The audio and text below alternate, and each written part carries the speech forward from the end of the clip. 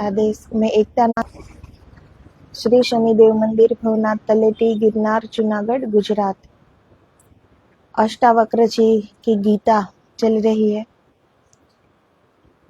आगे के वीडियो में हमने देखा था कि जैसे पतंजलि ने कहा, इनका ये सूत्र है कि चित्त वृत्ति का निरोध योग है।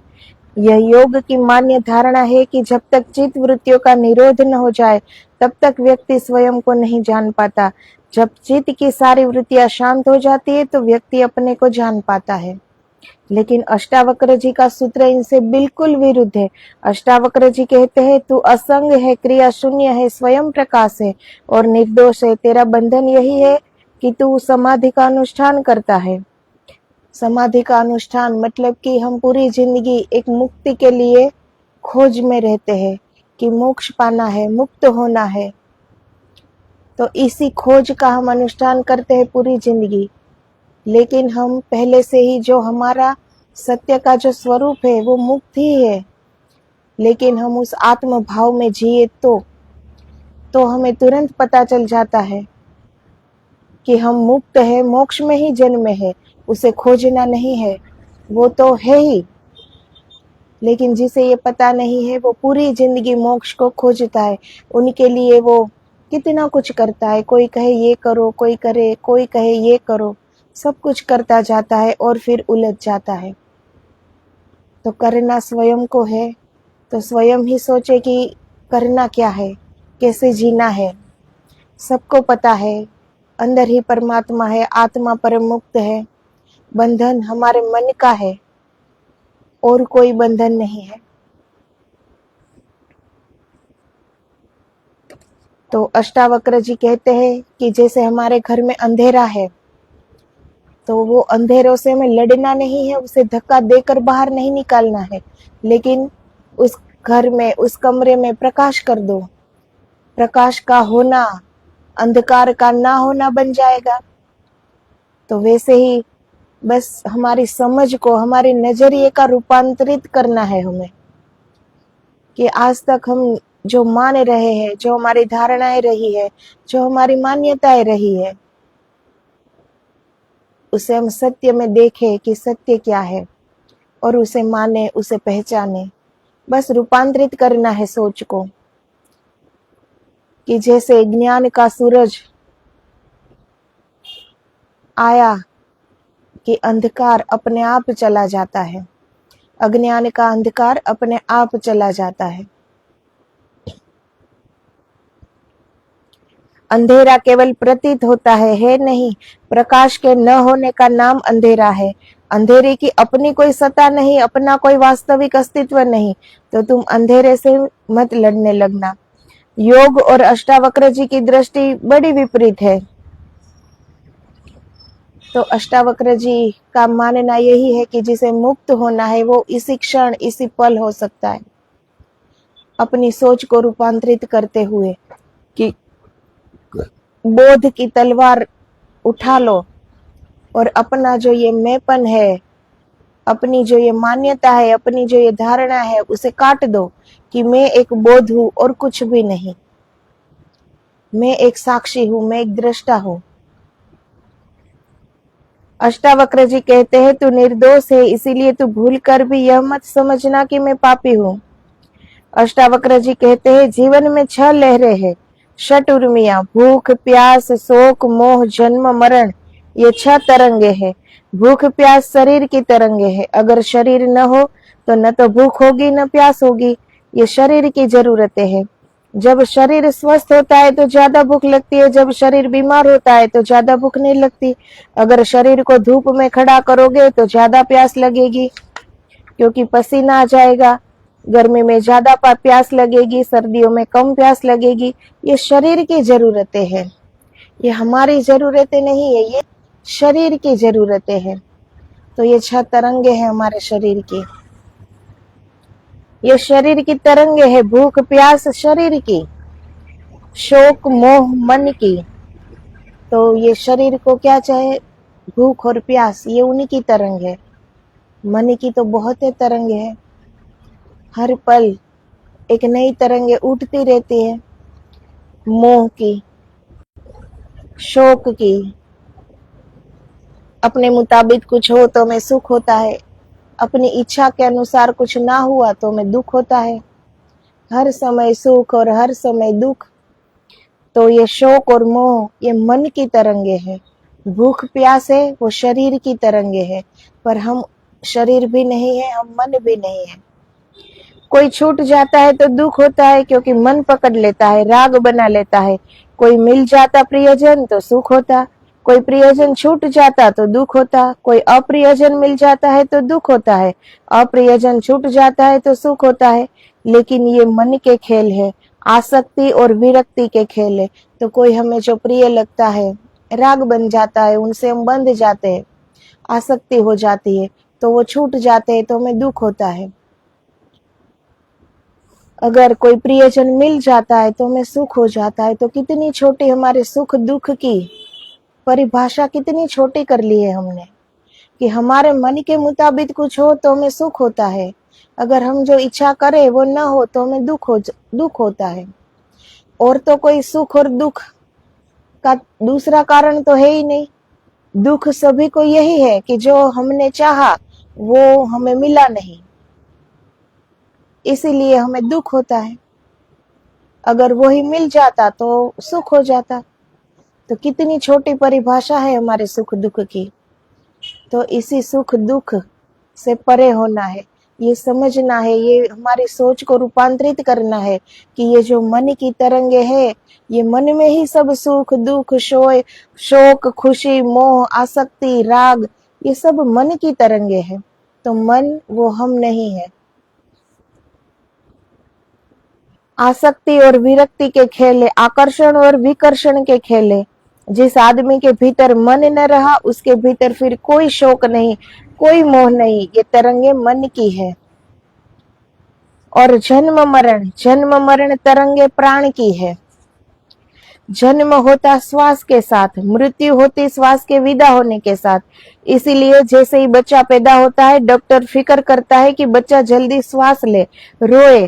रोने का अर्थ केवल इतना ही है कि रोएगा तो श्वास ले लेगा, रोने के झटके में श्वास का द्वार खुल जाएगा, रोने के झटके में बंद फेफड़ा काम करने लगेगा। अगर बच्चा नहीं रोता कुछ सेकंड के भीतर तो डॉक्टर उसे उल्टा लटका कर उस पर चोट करता है बच्चे के ऊपर, ताकि धक्के में श्वास चल पड़े।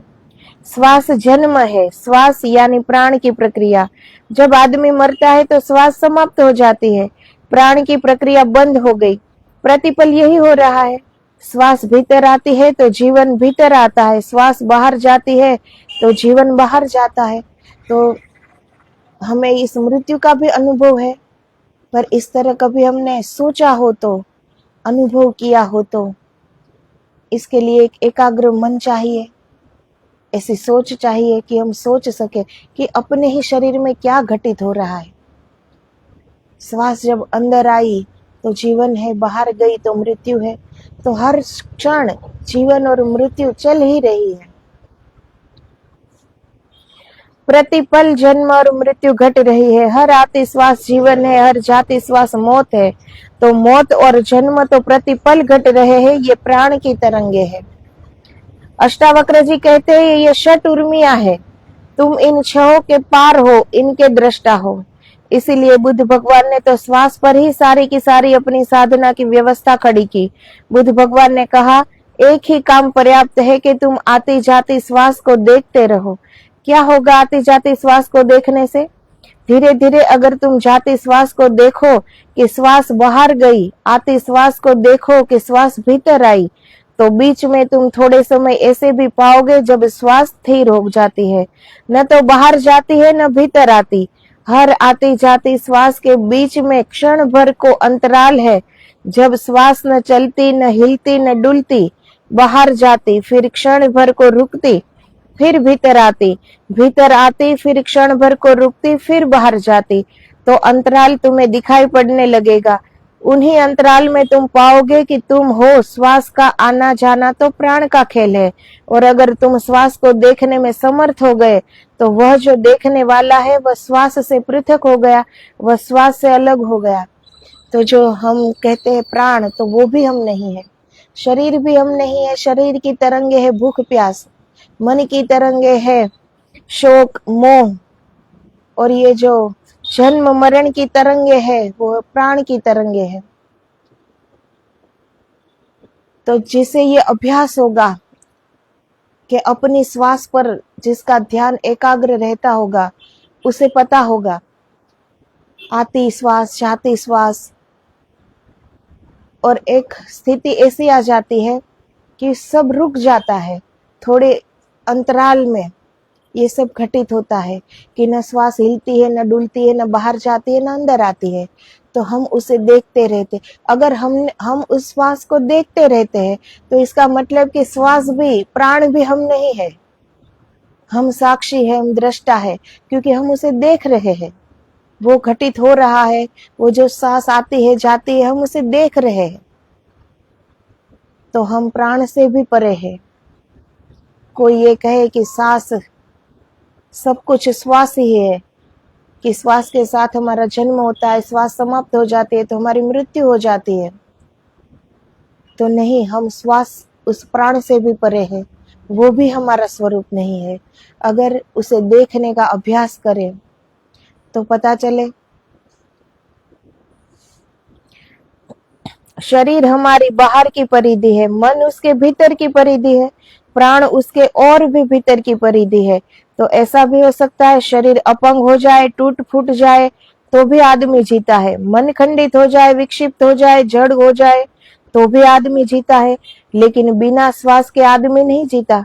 मस्तिष्क भी निकाल लो आदमी का पूरा तो भी आदमी जिए चला जाता है, पड़ा रहेगा मगर जीवन रहेगा। शरीर के अंग अंग काट डालो, बस श्वास भर चलती रहे तो आदमी जीता रहेगा। श्वास बंद हो जाए तो सब मौजूद हो तो भी आदमी मर गया। ये 6 तरंगे हैं और इन 6 के पार दृष्टा है। तो ये शरीर हमारी बाहर की परिधि है, मन उसके भीतर की, और उनके भी भीतर की परिधि है प्राण की। लेकिन ये तीनों हम नहीं है। इन तीनों को हम देख सकते हैं। इस शरीर से, इस मन से, इस प्राण से हमारी इतनी ही दूरी है जितनी आसमान और धरती की दूरी है। हम साक्षी बने, हम दृष्टा बने, अगर उस हर एक क्रिया को हम देखते जाए। ये तुरंत नहीं होता, पर इसमें मेहनत लगेगी, अभ्यास लगेगा। हर रोज ये अभ्यास तो क्या नहीं हो सकता। अगर हम अपनी आलस्य छोड़ दे, मेहनत करने में लग जाए तो ये सब हमें दिखने लगेगा। हमारे ही अंदर सब कुछ दिखेगा कि हम क्या है, और आज तक हम जो ये मान रहे हैं वो क्या है। तो ये सब अनुभव की बात है, अनुभूति की बात है जो स्वयं करनी पड़ती है। तभी हम उस सत्य को बड़े विश्वास से मानेंगे, जब वो सत्य हमारे अंदर से हम पाएंगे। किसी दूसरे का उधार लिया हुआ सत्य वो न हो, हमारा स्वयं का वो सत्य हो, तो उस पर हमारी श्रद्धा विश्वास बढ़ जाता है। तभी हम वो एक सच्चाई से स्वीकार करेंगे कि वाकई में हम एक साक्षी है, हम एक दृष्टा है। ये जो तरंगे है वो हम नहीं है। तू असंग है, कोई तेरा संगी साथी नहीं, शरीर भी तेरा संगी साथी नहीं, श्वास भी तेरी संगी साथी नहीं, मन के विचार भी तेरे संगी साथी नहीं। तू असंग है, भीतर भी कोई साथी नहीं, बाहर की तो बात ही क्या। पति पत्नी परिवार मित्र प्रियजन ये सब बाहरिक है। साथ होगे संगी कोई भी नहीं, साथ होना केवल बाह्य घटना है, भीतर से किसी से कोई जोड़ बनता नहीं। तो हमारे साथ हमारे प्रियजन होते हैं, हम उसे ही अपना सब कुछ मान लेते हैं, लेकिन वो एक बाह्य घटना है। कभी ये सोचना हमारे बहुत निकट का प्रियजन, जैसे हमारी माता पिता भाई बहन पति बेटा बेटी, जो भी हमारे प्रियजन हो, उसमें से किसी की मृत्यु हो जाती है तो कौन साथ चला जाता है। अगर इतना ही प्रेम हो तो सांस छूट न जाती प्रियजन के जाते ही। लेकिन सब जीते हैं, तो अंदर से जुड़ाव इतना किसी से नहीं होता। हम सचमुच प्रेम किसे कर सकते हैं? परमात्मा से। और जो हम प्रेम कर रहे हैं वो सिर्फ हमें लग रहा है कि हम प्रेम कर रहे हैं, लेकिन हृदय जो प्रेम से इतना परिपूर्ण हो कि परमात्मा जैसा हृदय बन गया हो, वो हमें पता चल गया हो कि परमात्मा में और मुझ में कोई अंतर नहीं हो, इतना प्रेम हो, तो बात अलग है। ऐसे कई उदाहरण है कि अपना प्रियजन मरते ही वो भी मर जाता है, सांसें छूट जाती है, तो वो प्रेम परमात्मा जितना पवित्र है, पावन है। लेकिन जहाँ मोह होता है, जहाँ राग होता है, जहाँ आसक्ति होती है, वो प्रेम प्रेम नहीं होता, लेकिन हम उसे प्रेम मान लेते हैं। प्रेम की वीणा, प्रेम का संगीत जो हृदय में उठ गया, तो प्रेम को जानते ही परमात्मा को जान लिया जाता है। प्रेम परमात्मा से भिन्न नहीं है। प्रेम को जानना और परमात्मा को जानना एक ही घटना है। लेकिन हम जिसे प्रेम मान रहे हैं वो वास्तव में प्रेम नहीं है, क्योंकि अगर हम प्रेम को जान लेते तो उसी पल हम परमात्मा को जान लेते। वो परमात्मा उपलब्ध हो जाता हमें, वो प्रेम में ही उपलब्ध हो जाता। लेकिन इतना गहरा प्रेम अभी किसी से हुआ ही नहीं, इसलिए अभी तक परमात्मा से हम इतनी दूरी का अनुभव कर रहे हैं, जबकि वो हमारे ही अंदर है। लेकिन वो भाव, वो प्रेम, उनमें कमी है, अभी प्रेम को जाना ही नहीं। इसीलिए तू असंग क्रिया शून्य है, इसलिए कर्म के जाल की तो बात ही मत उठाओ। अगर अष्टावक्र जी से तुम ये पूछोगे कि आप कहते हो अभी अभी हो सकती है मुक्ति, तो कर्मों का क्या होगा? तो ख्याल रखना, अगर कर्मों के सारे जाल को हम तोड़ना पड़े तो शायद मुक्ति कभी भी न हो सकेगी, असंभव है। अनंत काल में हमने कितने कर्म किए, उनका कुछ लेखा जोखा करो। अगर उन सब कर्मों से छूटना पड़े तो उन कर्मों से छूटने में अनंत काल लगेगा, और यह जो अनंत काल छूटने में लगेगा, इसमें भी तुम बैठे थोड़े ही रहोगे, कुछ तो करोगे। तो कर्म तो फिर होते चले जाएंगे, तो यह श्रृंखला तो अंतहीन हो जाएगी।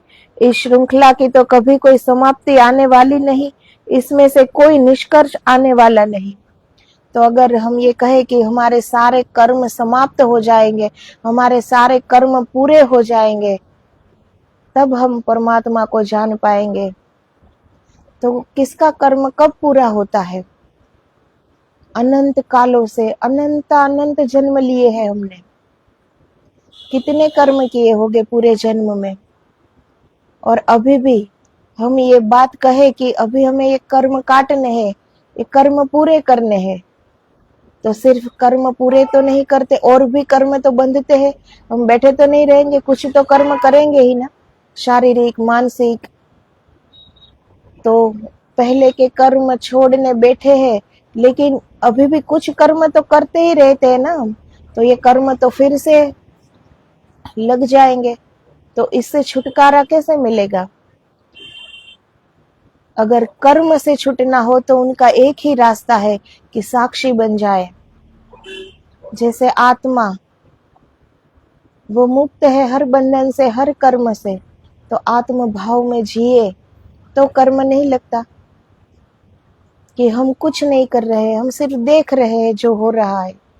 शरीर जो कर्म करके आया है तो वो शरीर भुगत रहा है। मन जो कर्म करके आया है तो वो मन भुगत रहा है। जितना श्वास हमें लेना है इस योनि में रहकर, वो श्वास हम सिर्फ देख रहे हैं, शरीर को देख रहे हैं, मन को देख रहे हैं, श्वास को देख रहे हैं। तो हम सिर्फ देख रहे हैं, हम कुछ कर नहीं रहे हैं, तो कर्म बंधन छूट जाएगा। जब तक हम ये मानते हैं कि ये मैं करता हूँ, ये मैंने किया, ये शरीर मैं हूँ, मैं जो सोचता हूँ वही सही है, मैंने जो किया वही सही है, तब तक सारे कर्म है। अगर हम ये मान ले कि ये शरीर, मन, बुद्धि, ये प्राण, ये श्वास हम नहीं है।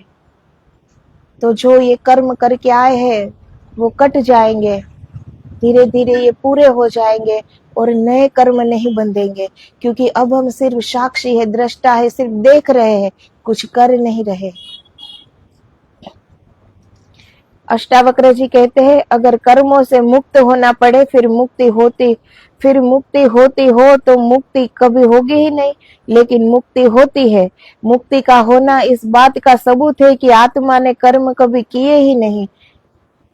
न तो तुम पापी हो, न तुम पुण्यात्मा हो, न तुम साधु हो, न तुम असाधु हो, न तो कहीं कोई नरक है और न ही कोई स्वर्ग है।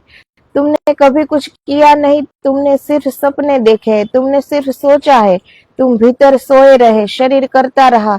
जिन शरीरों ने कर्म किए थे वे जा चुके, उनका फल तुम्हारे लिए कैसा? तुम तो भीतर सोए रहे, मन ने कर्म किए, जिस मन ने कर किए वह प्रतिपल जा रहा है।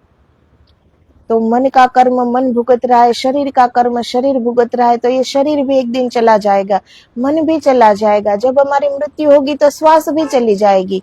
तो अपने अपने कर्म भुगत कर ये सब चले जाएंगे, लेकिन हम अगर साक्षी बन गए तो इस कर्म के बंधन से छूट जाएंगे। फिर हमारे पर कोई कर्म नहीं होगा, क्योंकि आत्मा पे कोई कर्म नहीं होता, उनमें बंधन कोई कर ही नहीं सकता, क्योंकि वो परम मुक्त है, परम स्वतंत्र है। आत्मा को कोई कर्म लागू नहीं होता।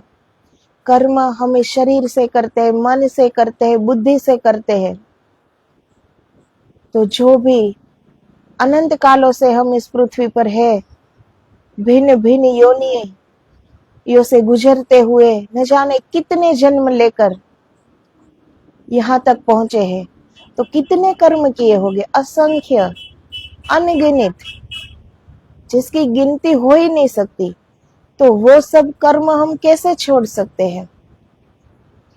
उस कर्म को कैसे काटे, कैसे छूटे उस कर्म से हम? तो एक ही रास्ता है, साक्षी बन जाओ, दृष्टा बन जाओ, तभी छूटेगा। वरना कर्म तो काटने आए हैं तो अभी भी कर्म तो हो ही रहे हैं, कुछ ना कुछ सोच रहे हैं तो मानसिक कर्म हो रहा है, शारीरिक हो रहा है। तो कर्म तो होते ही रहेंगे जब तक मैं हूं, ये हमारा मानना है, तब तक कर्म होते ही रहेंगे। कोई बिना कर्म किए तो बैठ नहीं जाता, कर्म तो होते ही रहेंगे। तो फिर इस कर्म का जाल कब टूटेगा? तो जब हम दृष्टा बन जाए, जब हम साक्ष्य बन जाए, तो ये सब जो तरंगे होती है, शरीर की तरंगे, मन की तरंगे, प्राण की तरंगे, बुद्धि की तरंगे, ये सब अपना अपना कर्म करके आई है और वो भुगत रही है, और हम दूर खड़े हुए ये सब देख रहे हैं, इनसे बिल्कुल अलिप्त होकर। तो वो अपना कर्म भुगत रही है और हम पर कोई कर्म चढ़ भी नहीं रहा है। तो हमारी सोच को इतना विकास होना चाहिए, हमारी बुद्धि का भी, कि हम ये सोच पाए कि सही क्या है, सत्य क्या है, मैं क्या हूँ, शरीर क्या है, मन क्या है, प्राण क्या है। बहुत से लोग कहते हैं कि श्वास ही सब कुछ है, तो श्वास कोई अपना संगी साथी नहीं है, वो भी छूट जाती है। जैसे शरीर छूट जाता है, मन छूट जाता है, वैसे जब मृत्यु होती है तो सांस भी छूट जाती है, लेकिन हम तो फिर भी रहते हैं, कहाँ जाएंगे? तो आत्मा न मरती है न जन्म लेती है, वो बिल्कुल अलिप्त है, हर कर्म से, हर बंधन से अलिप्त है, बिल्कुल मुक्त है। तो वो सदा थी, है और रहेगी। लेकिन ये जो हमारा जो बंधन है, ये हमारे मन के कारण हो गया है, और इसी के कारण हम इस कर्म बंधन से छूट नहीं पा रहे हैं, और इस जन्म पे जन्म ले रहे हैं, और अपनी ही मुक्ति, जो मुक्ति में ही हमारा जन्म हुआ है, फिर भी पूरी जिंदगी हम मुक्ति को खोजते रहते हैं कि मुक्ति कहाँ है, और इसी मुक्ति की खोज में हम और कर्म किए जा रहे हैं। तो ऐसे में कर्म कटे कैसे? कर्म तो और बंध जाएंगे।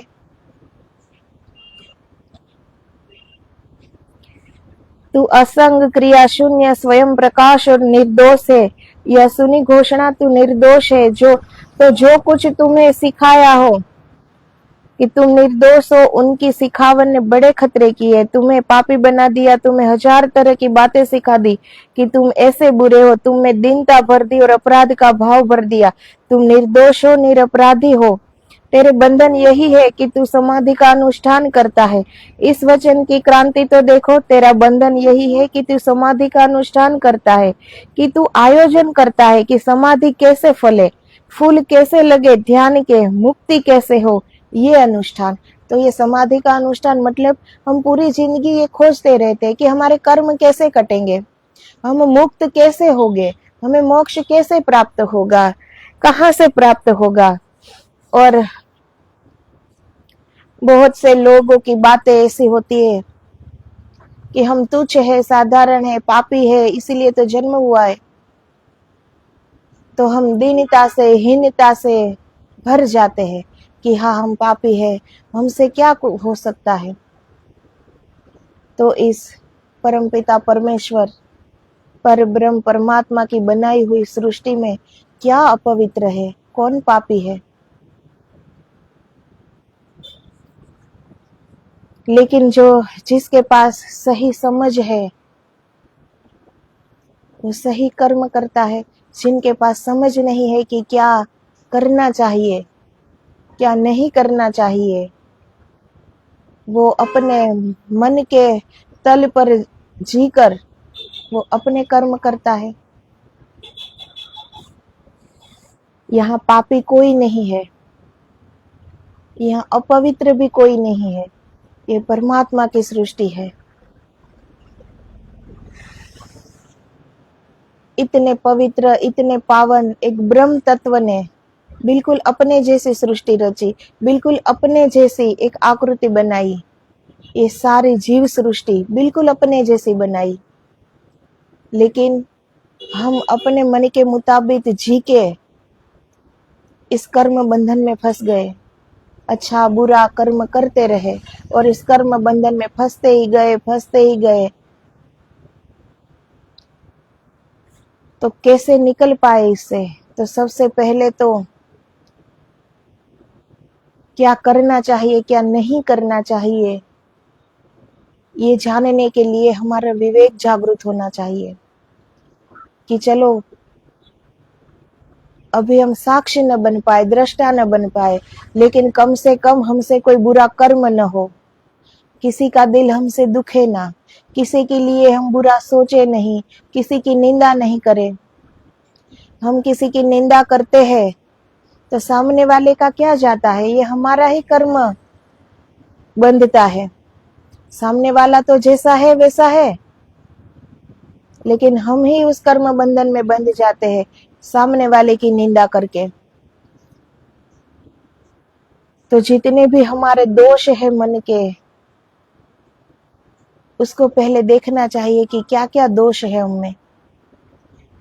कोई सुखी है तो उसको देखकर हमें आनंद मिल रहा है या दुख हो रहा है, ईर्ष्या हो रही है या सुख हो रहा है,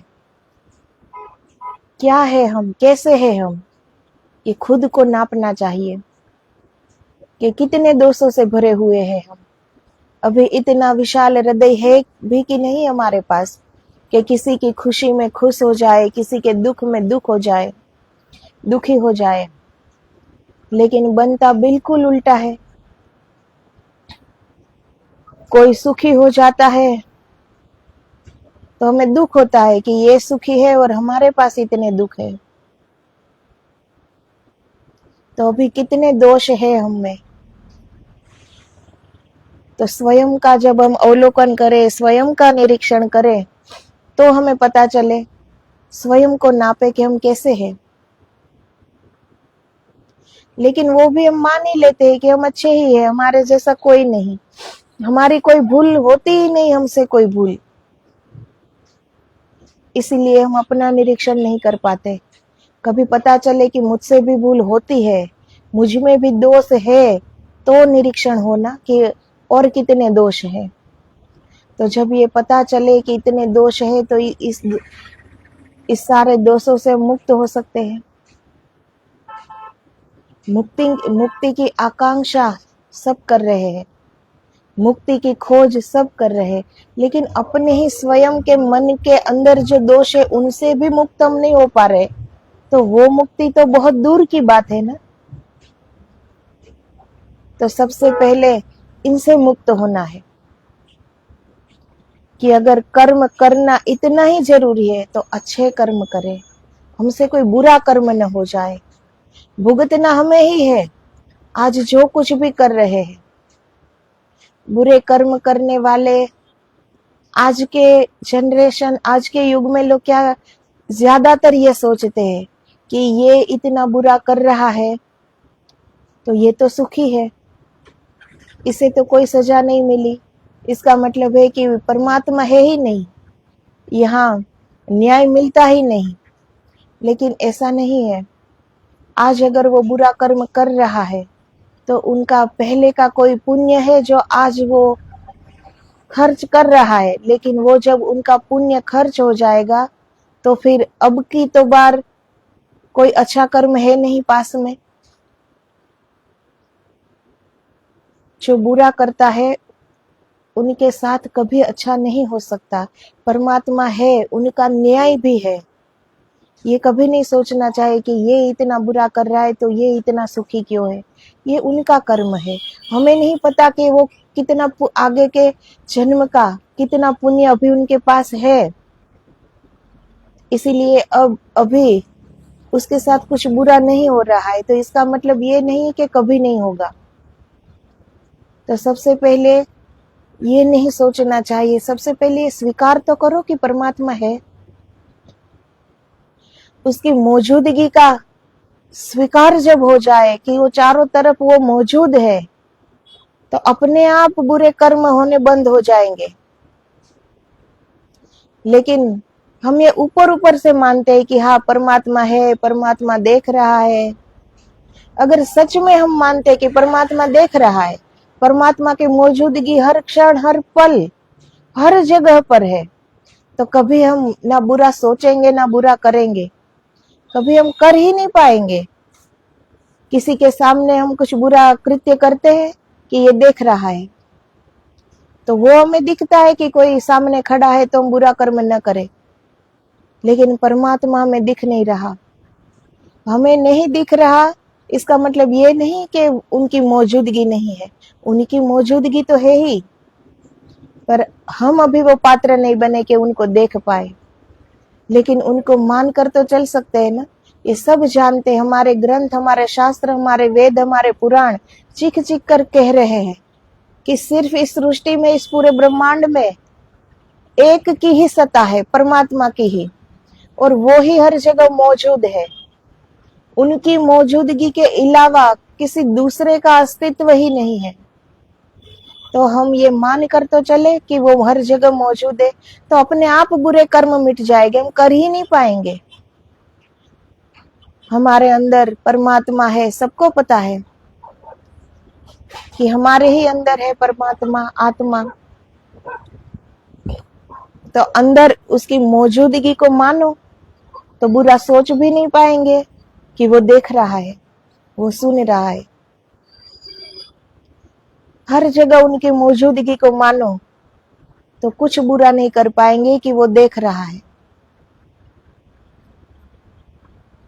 तो इस तरह धीरे धीरे बुरे कर्म से हम बच जाएंगे और अच्छे कर्म करने लगेंगे। तो कर्म करना, अभी हम साक्ष्य न हो पाए, दृष्टा न हो पाए, तो कम से कम अच्छे कर्म तो करें।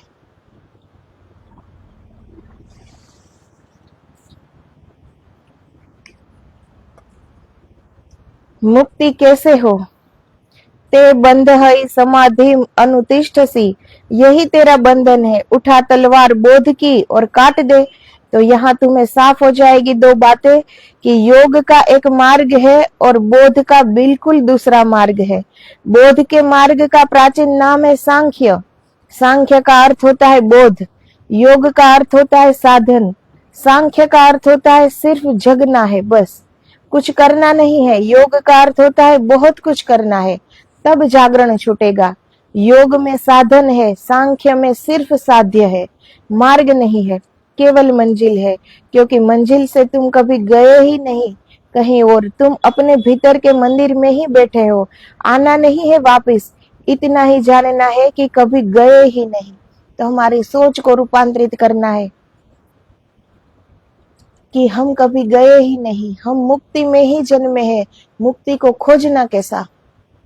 हम मोक्ष में ही जन्मे, हमारा जन्म ही मोक्ष में हुआ है।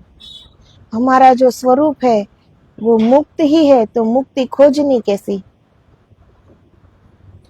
लेकिन योग में उनमें बहुत से मार्ग है, बहुत से साधन है, वो एक साधन है। लेकिन सांख्य में इसी क्षण मंजिल है कि हमें हमारी सोच का रूपांतरण करना है, हमारे जीवन का रूपांतरित हो जाना, कि मुक्ति को खोजना नहीं है। हमारा जो स्वरूप है वो परम मुक्त है और हमें इस मन के बंधनों में बंधना नहीं है। ये शरीर की तरंगे, ये मन की तरंगे, ये प्राण की तरंगे, ये श्वास, ये सब हम नहीं है। इन सब को देखने वाला जो है वो हमारा स्वरूप है, जो मन को भी देख रहा है, जो प्राण को भी देख रहा है, जो सांस को भी देख रहा है, जो सुख को भी देख रहा है, जो दुख को भी देख रहा है, ये सारी तरंगों को जो दूर से देख रहा है वो हमारा स्वरूप है और वो परम मुक्त है। तो आज बस इतना ही। आदेश आदेश। जय गुरुदेव, जय गिरनारी।